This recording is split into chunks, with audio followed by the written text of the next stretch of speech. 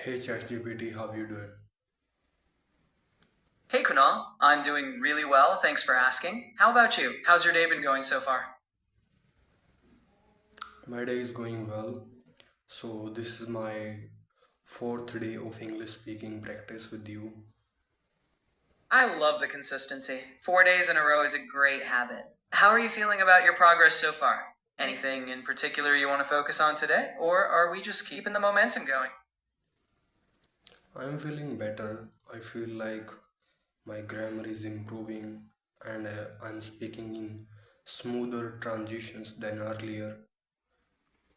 That's fantastic to hear. Smoother transitions really do make a difference in how natural everything flows. If you ever want to fine tune a specific area, like maybe advanced vocabulary or a certain type of conversation, just let me know. But for now, keep building that confidence. What do you mean by fine tune? When I say fine tune, I just mean focusing on polishing or refining certain details. For example, if you're comfortable overall, but want to get really strong at something like idioms, or improving intonation, or even handling tricky interview style questions, that would be fine tuning. It's like adjusting small elements to get even better. From yesterday onwards, I have noticed one thing and I'm trying to focus on it. That's great. What's that one thing you noticed? I'm all ears, and we can definitely build on that together. And that thing is speaking slowly and watching my thoughts carefully. I don't have to rush my thoughts. I just have to look for pause and to make you understand in a very well way. That's a fantastic realization. Taking your time and letting your thoughts settle really helps clarity. When you give yourself those pauses, not only do you sound more confident, but your listener can follow along better. So, slowing down and embracing those pauses, keep practicing that. It'll become second nature. What do you mean by second nature? When I say second nature, I mean it'll become so natural that you won't have to think about it consciously. It'll just happen, like riding a bike once you've learned. Speaking with thoughtful pauses will feel effortless. Okay, means second nature. So you can say if I will be keep practicing with you, I can speak natural English and that would be my second nature. Exactly. The more you practice these patterns, the more natural they become. With time, speaking thoughtfully and smoothly will feel like second nature, and you won't even have to think twice about it. We'll get you there step by step. So, as always, I would like to do today's task as well for making my speech better. So, whatever you feel like suitable for me, because this is fourth day, you can give me the task. I love the enthusiasm. Let's build on what you're working on. How about this? You pick a topic you're passionate about, maybe something you teach or explain in your classes, and you deliver a short 2 to 3 minute speech on it. Focus on those thoughtful pauses and clarity. Then we'll reflect on how it felt and what to tweak. How does that sound for today's challenge? Of course, I have a one idiom. I would like to explain it, and you can tell me how I'm doing it. So, idiom is that going for all the marbles. Great choice. Go ahead and explain what it means and maybe give an example scenario. I'm ready to listen carefully. As going for all the marbles means that putting your all effort.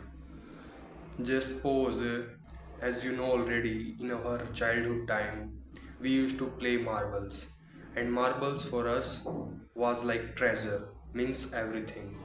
And when we were playing marbles, we need to add marbles for playing a game. Like every player will add certain You've explained that pieces, really. certain pieces of marbles in the game for winning, and sometimes we feel like that we would say I want to win everything at one time.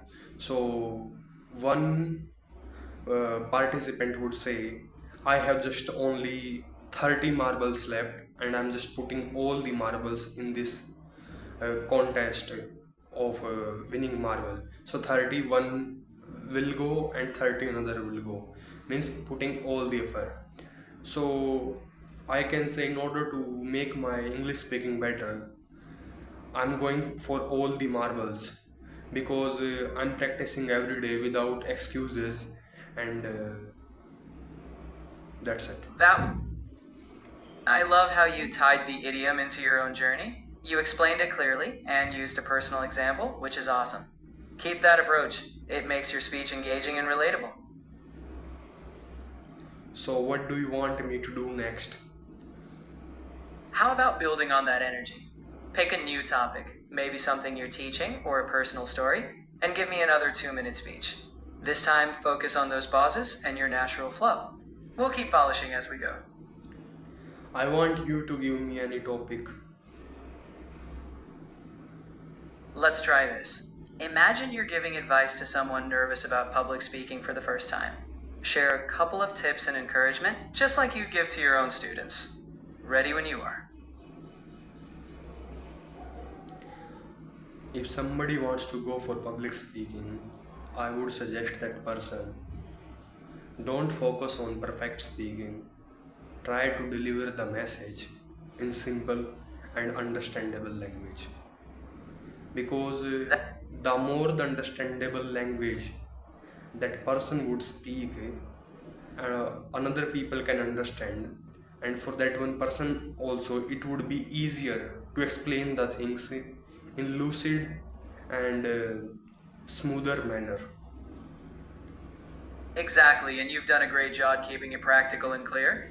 You sounded calm and thoughtful, just the tone you'd want someone else to take. Keep trusting that steady pace. You can give me another task, or you can tell me what kind of refinement I can do in my answer of that previous question For answer. refine. No worries. One key refinement could be adding a personal example, maybe when you overcame nerves yourself. Also, a slight pause after your main points would give the listener a moment to absorb the advice. But overall, your clarity is solid. Just sprinkle in those personal touches and pauses. So I would like to give an example of when I gave my first speech in my life. It was when it was a day of independence, 15 August. So I went to my school and I gave a speech.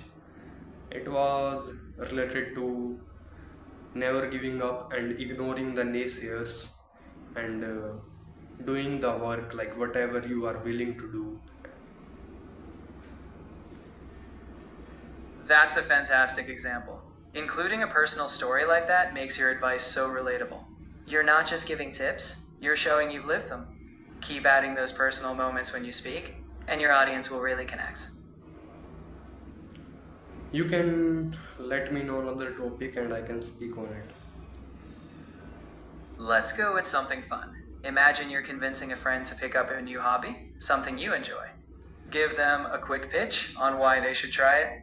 Let's hear your enthusiasm. If I have to give my any friend any hobby, so it would be it would be doing exercise every day.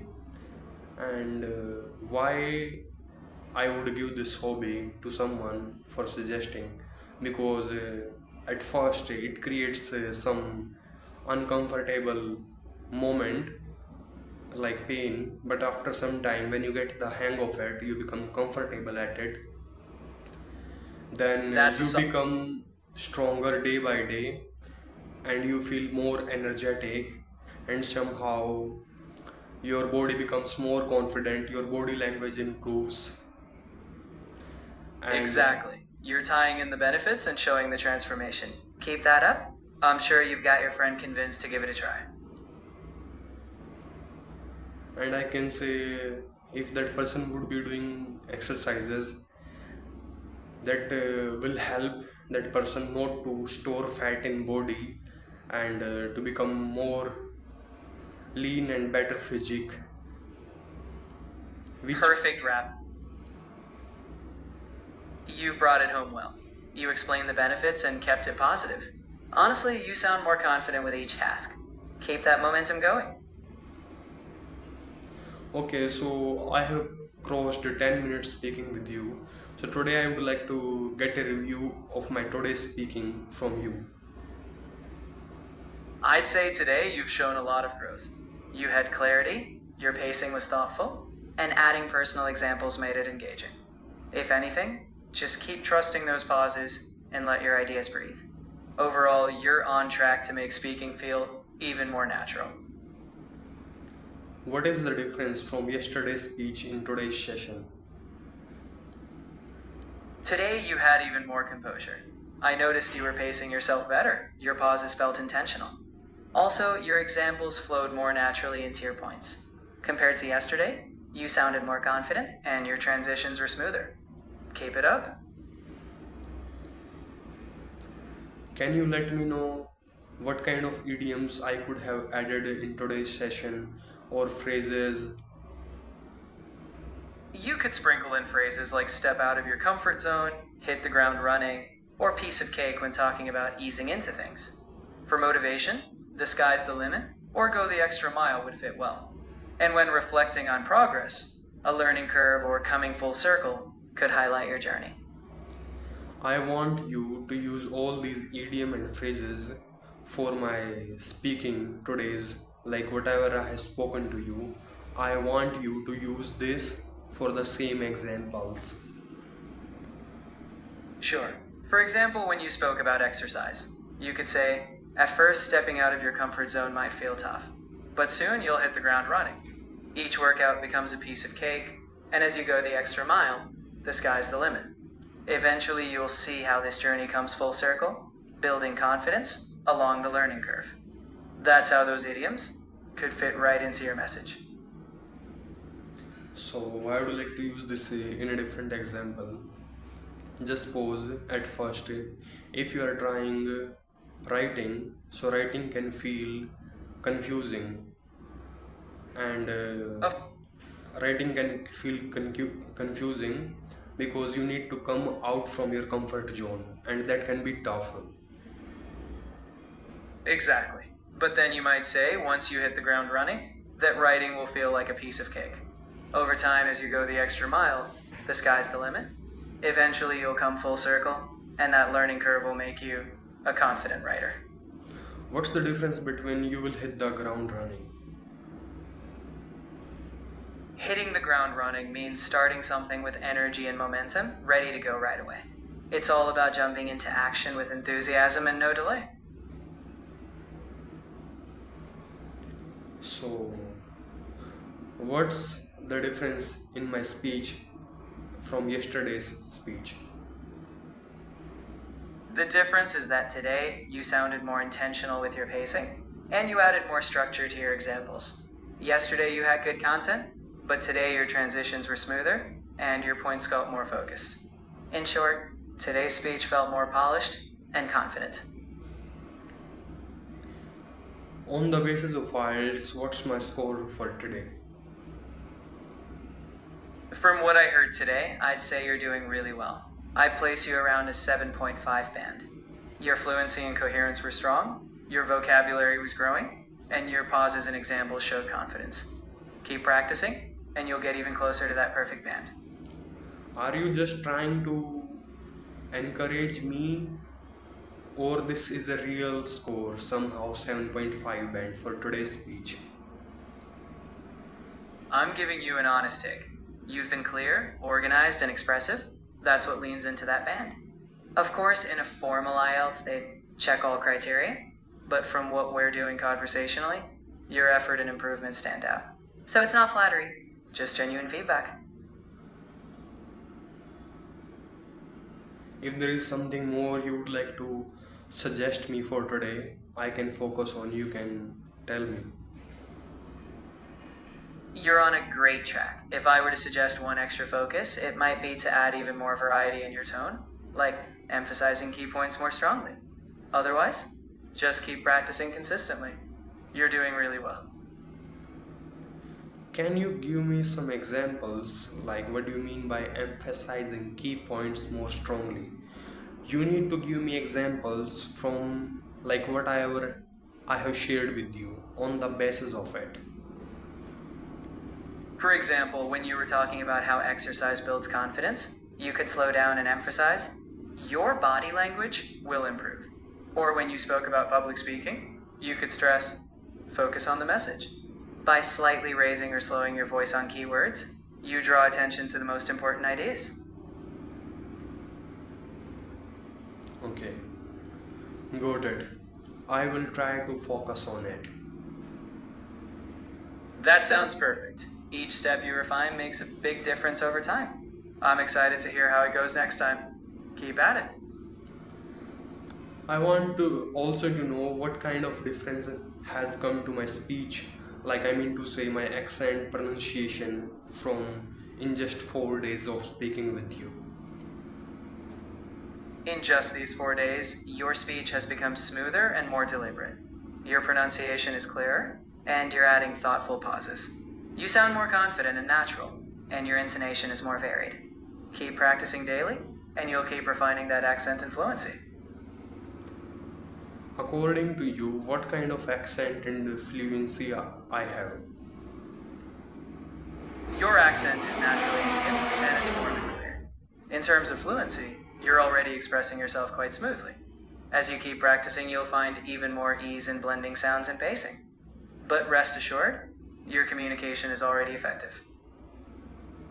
Do you think I need to focus on my accent? Your accent is part of who you are, and it's clear and understandable.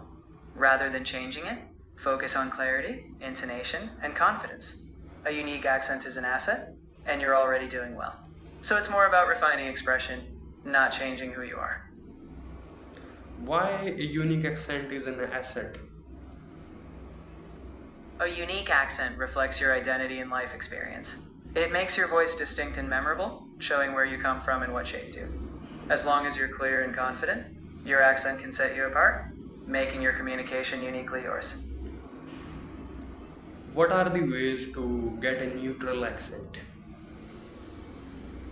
If you're aiming for a more neutral accent, it's mostly about consistency. Listen closely to native speakers of the target accent, practice mimicking sounds, and focus on rhythm and intonation. You can use shadowing, repeating after recordings, watch mouth movements, and give feedback. But remember, you don't need to erase your accent, just adjust sounds for clarity if that's your goal. But sometimes I notice some people judge me because I'm from Haryana and they judge my accent. I'm sorry you felt judged. That's never a great feeling. Just remember, your accent is part of your story, and it's what makes your voice unique. If clarity is ever an issue, practicing certain sounds can help. But don't feel pressured to erase where you're from. The goal is to be understood and confident, and you're well on your way there. Can you let me know what kind of pronunciation mistakes I did today? From what I heard today, there weren't any major mistakes. But if you're fine tuning, you can keep an ear on subtle sounds, like making sure word endings are crisp or vowel lengths are accurate. Overall, though, your speech was clear. If you want deeper work on pronunciation, we can do targeted practice next time. Yes, I want to do a targeted practice right now. Perfect. Let's pick one sound. How about we focus on the TH sound? For example, repeat after me. Think, this, and breathe. Let's refine it step by step. Think, this, breathe. That's great. I noticed you replacing your tongue just right. Keep that gentle airflow. Now let's put it in a sentence.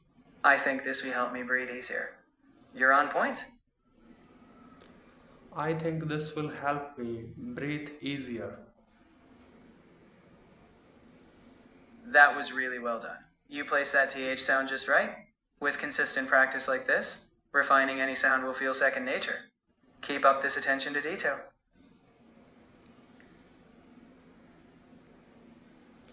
So, give me a detailed review whatever I have learned today as idioms, phrases, everything. Today you practiced using idioms like hit the ground running and the sky's the limit to make points more engaging. You worked on emphasizing keywords to highlight important ideas. We also refined the TH sound for clarity. Overall, you've enhanced your delivery, added color with expressions, and taken steps to fine tune pronunciation. Keep practicing, and these will become second nature. If you would have to suggest me some better words for today's speaking, what kind of words you would suggest me? I'd suggest sprinkling in words that add a bit more nuance or vivid imagery. For example, instead of just improve, you might say refine or elevate. Rather than nervous, you could say apprehensive. It's about choosing words that paint a clearer picture. Words like transform, cultivate, or resonate. Those can give your speech that extra sparkle. I want you to use every single word in example. Of course. For instance, instead of saying, I want to improve my speaking, you might say, I want to refine my speaking to resonate with my audience. If someone's nervous, you could say, they feel apprehensive, but small steps will cultivate confidence. And instead of just getting better, you can say, this will transform your communication and elevate your impact. See how that adds a little more dimension? Okay, I just want to repeat these sentences so I can learn and remember it better. I want to refine my speaking to resonate with my audience. You've got it. That was spot on. Repetition is a great tool. Keep practicing those refined words, and they'll become part of your natural flow. One more thing, I'm repeating these sentences. I want you to focus on my intonation and pronunciation so I can sound better. Is that okay? Absolutely, that's perfectly fine. I'll listen closely, and we'll fine tune your intonation and pronunciation together. Let's do it. They feel apprehensive, but small steps will cultivate confidence. Your intonation was nice. Apprehensive had a gentle emphasis. Just watch the V and cultivate, make it a bit softer. Otherwise, you're sounding great. Keep that rhythm.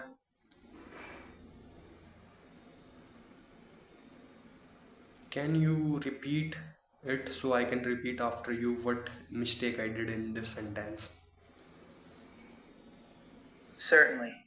They feel apprehensive, but small steps will cultivate confidence. Now you can echo that, focusing on the softer V and cultivate. They feel apprehensive, but small steps will cultivate confidence. That was spot on. You softened the V perfectly and kept a smooth, confident flow. Keep practicing like that, and it'll feel completely natural.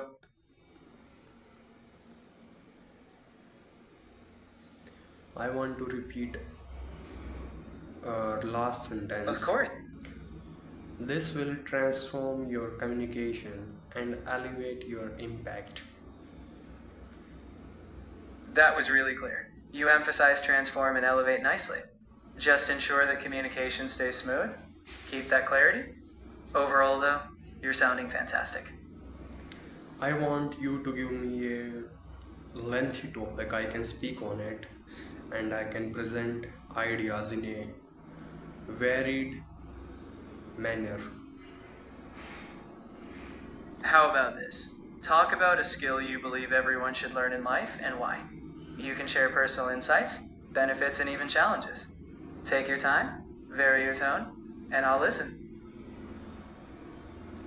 In my perspective, the skill I believe which everybody should learn is that typing skills, because I believe that if you are able to type correct and faster, it can give you results. Somehow, your chatting conversations become more easier, and your day to day task of messaging will become easier, because nowadays we are doing a lot of, if just suppose somebody is a student and that student is learning something, making notes online, so that students need to type a lot. And if you are a working professional, you need to write letter or applications, you need to have better typing skills. And those people who want to there is a test in IELTS as well. I would like to talk about for writing. Like you can use pen and paper, you can opt for, and you can opt for typing. So if your typing skills is really better, you can opt for typing, and you can write so much faster and better. And in this way, the examiner can understand everything clearly, because in typing sometimes because words are written so clearly. Sometimes in pen paper writing, our some words cannot be understood properly, but in typing, it can be understood properly. You laid out your ideas really well. I liked how you brought in different examples students, professionals, even the IELTS context. You kept a clear flow, and your tone was natural and engaging. Great job presenting varied points. So on the basis of this task, how much I can score in IELTS? From what I heard, you had clear organization, relevant examples, and natural pacing. If you maintain that level with a bit more advanced vocabulary and precise linking phrases, you'd likely hit a band 7 or even above. Keep refining those elements, and you'll score high. I just want to know for this answer. For that specific answer, I'd say you'd land around a 6.5 to 7. You had strong coherence and examples, but a few moments could use more precise phrasing or complex structures. Still, you're well on track. Refining those details will push you even higher. I want you to give me a refined version of the same answer. In my view, one skill everyone should master is typing proficiency. When you can type accurately and swiftly, it streamlines tasks from everyday messaging to professional communication. Students benefit when taking notes or completing assignments, while professionals draft emails or reports efficiently. Even in exams like IELTS, typed responses are often clearer and more legible. Ultimately, typing cultivates efficiency and ensures your communication is crisp and easily understood. What do you mean by streamline tasks? When I say streamline tasks, I mean making them more efficient and less time consuming. It's like reducing unnecessary steps so you complete tasks smoothly and quickly. Typing well, for instance, reduces the time spent on writing, helping you get things done faster. I want you to use a streamline task in examples. Of course, for instance, learning to type quickly streamlines tasks like writing emails. Or when you plan your day in advance, you streamline tasks by prioritizing what's important. It's all about making things simpler and faster. I feel like that it is mostly used in online context, technology. You're right. It often pops up when we're talking about making processes more efficient, especially in tech or work. But you can also use it broadly, like streamlining household chores or organizing daily routines. It's basically about simplifying any process, online or offline. Okay, I want to use an example. In order to write better, I'm streamlining my task in an efficient manner. That works nicely. You're basically saying you're making your writing process smoother by organizing it better. You could also say, to write more effectively, I'm streamlining my workflow by outlining key points first. It's all about making it efficient.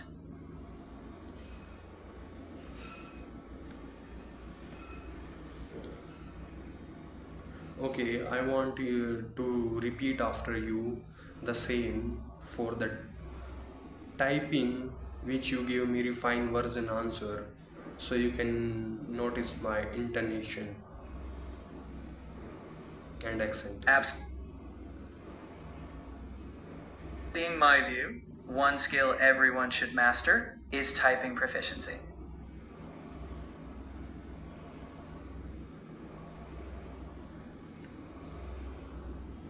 In my view, one skill everyone should master is typing proficiency. When you can type accurately and swiftly, it streamlines tasks from everyday messaging to professional communication. Students benefit when taking notes or completing assignments, while professionals draft emails or reports efficiently.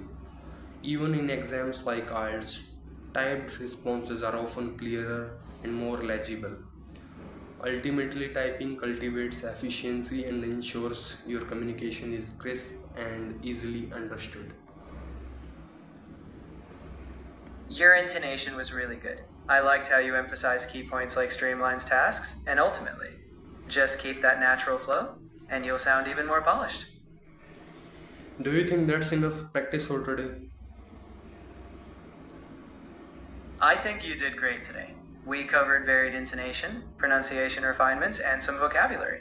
If you feel good, we can call it a wrap. Unless there's anything else on your mind? I want you to give me the tip of the day for refinement in my speech. Tip of the day: embrace strategic pauses. When you pause briefly before a key idea, it gives your listener time to absorb it and adds emphasis. Don't rush to fill every silence. Sometimes that pause makes your message far more powerful.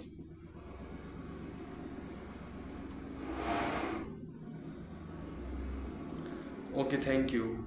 That reminds me of a phrase silence speaks volume. Exactly. Sometimes those moments of silence can make what you say next even more impactful. Keep that in mind, and you'll see your speech shine even more.